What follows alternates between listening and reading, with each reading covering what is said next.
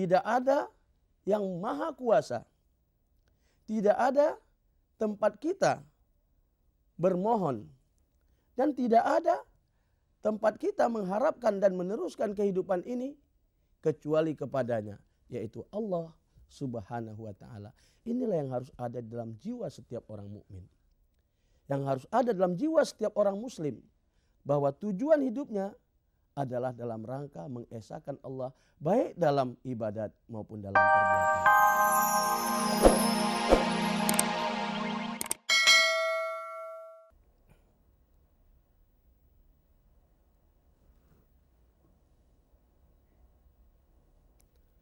Assalamualaikum warahmatullahi wabarakatuh. Bismillahirrahmanirrahim. Alhamdulillahi rabbil alamin.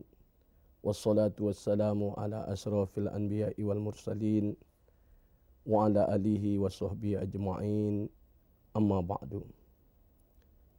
Pemirsa yang saya hormati, dahulu kala para ulama kita di dalam mengajarkan ajaran Islam ini kepada pemeluknya selalu memulai dengan ucapan supaya umat ini mengenal Allah Subhanahu wa ta'ala. Mereka senantiasa mempergunakan metode yang begitu mudah dipahami oleh umat, sehingga yang pertama mereka sampaikan adalah awaluddin ma'rifatullah. Pertama sekali beragama adalah mengenal Allah Subhanahu wa ta'ala. Di dalam ajaran Islam, memang ini yang paling utama dan yang paling pertama. Dari sejarah perjuangan Rasulullah Sallallahu Alaihi Wasallam menegakkan ini agama, kita tahu persis bahwa separuh masa tugas beliau adalah menanamkan kaidah tauhid, akidah tauhid kepada umat ini. Makanya kita baru mengenal kewajiban-kewajiban untuk mengerjakan ibadah dimulai sejak terjadinya peristiwa Isra dan Mi'raj.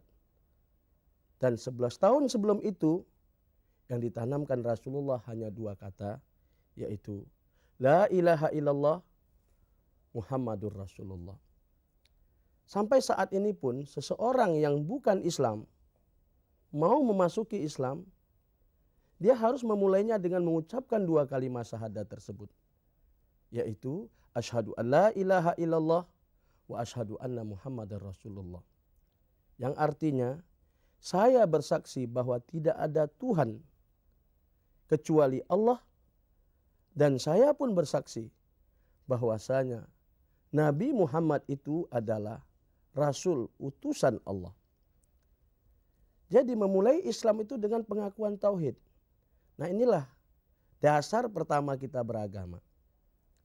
Allah Subhanahu wa ta'ala sendiri melalui nabinya Muhammad sallallahu alaihi wasallam memperkenalkan diri yang termaktub dalam surah Al-Ikhlas ayat 1 sampai ayat 4. Bismillahirrahmanirrahim. Qul huwallahu ahad. Allahus samad. Lam yalid wa lam yulad wa lam yakul lahu kufuwan ahad. Yang kita terjemahkan dalam bahasa kita, katakan wahai Rasul, sampaikan olehmu, ajarkan kepada umatmu bahwa dia, huwa, Allah itu Tuhan kita, ahad, maha esa. Allahus samad. Allah itulah tempat kita bergantung di dalam kehidupan ini. Dan dia bersifat lam yalid wa lam yulad. Dia tidak pernah menjadi bapak, tidak pernah melahirkan. Walam yulad, dan tidak pernah dilahirkan, tidak pernah menjadi anak. Walam yakullahu kufuwan ahad, dan tidak ada satupun yang setara dengannya. Apakah itu makhluk atau benda-benda dan sebagainya. Allah adalah ahad, satu-satunya, dia sebagai Tuhan pencipta. Makanya orang yang beragama Islam yang pertama sekali diajarkan kepadanya adalah pengenalan terhadap Khalik. Al-Khalik, Khalikul makhluk. pencipta yang menciptakan semua alam ini. Makanya di dalam kita sholat, yang diwajibkan kepada kita adalah membaca surah Al-Fatihah. Dan setelah kita membaca Bismillahirrahmanirrahim, yang kita ucapkan adalah Alhamdulillahirabbil alamin. Segala puji, puja hanya untuk Allah, Sang Pencipta alam semesta ini. Nah, inilah akidah tauhid yang diajarkan oleh Allah lewat Rasulnya. Sebetulnya, kalau kita melihat ajaran para nabi-nabi terdahulu, kesemuanya adalah mentauhidkan Allah, mengesahkan Allah baik dalam peribadatan maupun dalam keyakinan. Makanya Islam membagi dua, satu sebagai akidah dan satu sebagai syariah. Sebagai akidah, mengesahkan Allah dalam keyakinan kita bahwa Allah itu satu-satunya Tuhan dan tidak ada Tuhan yang lain. Inilah maksud dari kalimat la ilaha. La adalah la nafiyah jins, yang menidakkan segala jenis yang mempunyai sifat ilah, sifat Tuhan. Illallah, kecuali Allah saja. Jadi la ilaha dapat diterjemahkan secara luas, tidak ada yang disembah. Tidak ada yang maha kuasa. Tidak ada tempat kita bermohon. Dan tidak ada tempat kita mengharapkan dan meneruskan kehidupan ini kecuali kepadanya, yaitu Allah Subhanahu wa ta'ala. Inilah yang harus ada dalam jiwa setiap orang mukmin. Yang harus ada dalam jiwa setiap orang muslim, bahwa tujuan hidupnya adalah dalam rangka mengesahkan Allah baik dalam ibadat maupun dalam perbuatan.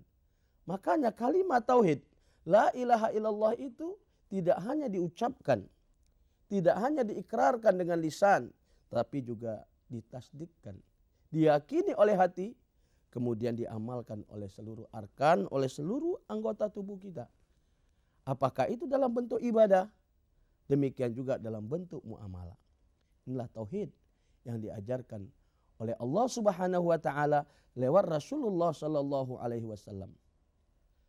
Rasulullah sendiri sebagai pengantar ajaran ini memerlukan waktu 11 tahun kata saya tadi untuk menyampaikan ajaran la ilaha illallah Muhammad Rasulullah, dan itu tidak hanya sekedar diucapkan, saudara. Para pemirsa yang saya hormati, kalau sekedar diucapkan tentu kita merasa kasihan kepada mereka yang tidak memperoleh anugerah untuk berbicara lancar. Umpamanya mereka yang gagap atau mereka yang bisu, tidak mungkin mengucapkannya dengan baik.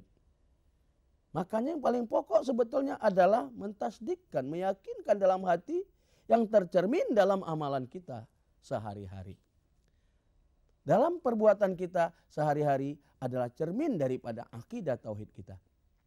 Bahwa hidup kita ini tidak kita lakukan, tidak kita isi kecuali sebagaimana yang difirmankan Allah dalam surah Az-Zariyat, wa ma khalaqtul jinna wal insa illa liya'budun.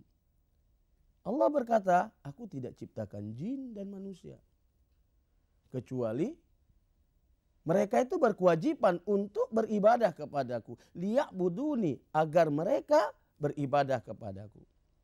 Jadi menurut konsep Islam, ibadah itu bukan sholat saja. Ibadah itu bukan puasa saja.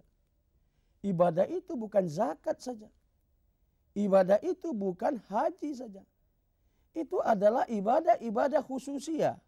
Sedangkan semua gerak hidup, semua amal hidup itulah ibadah kepada Allah, yang disebut juga dalam istilah agama kita ibadah umumiyah. Dan keduanya menjadi satu, menjadi tekad kita untuk mencapai keinginan Allah Subhanahu wa taala yang digerakkan oleh niat kita tadi, yaitu tauhid dalam rangka mengesahkan Allah. Dan inilah makanya kita temukan surah Ikhlas yang dibacakan tadi. Itu disebut surah Ikhlas agak beda sedikit dengan surah-surah yang lain. Anda saya rasa juga tahu bahwa banyak surat-surat itu diambil dari nama surat atau cerita yang ada di dalamnya. Seperti surat yang paling pendek, surat Al-Kautsar. Allah menyebutnya surat Kautsar karena ada kata-kata Kautsar di dalamnya. Surah Al-Fatihah disebut Al-Fatihah karena diletakkan di depan Al-Quran.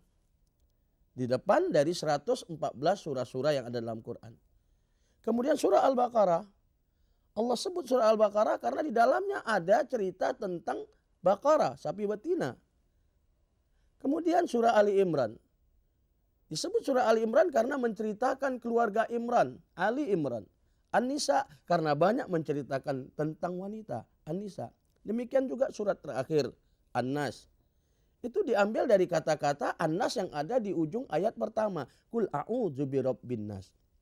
Demikian juga yang dua terakhir atau 113 Al-Falaq. Diambil dari ujung ayat Qul a'udzu birabbil falaq.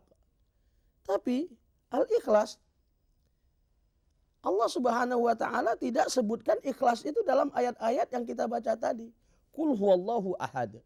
Allahus samad. Lam yalid wa lam yulad wa lam yakul lahu kufuwan ahad. Tidak ada kata-kata ikhlas di situ.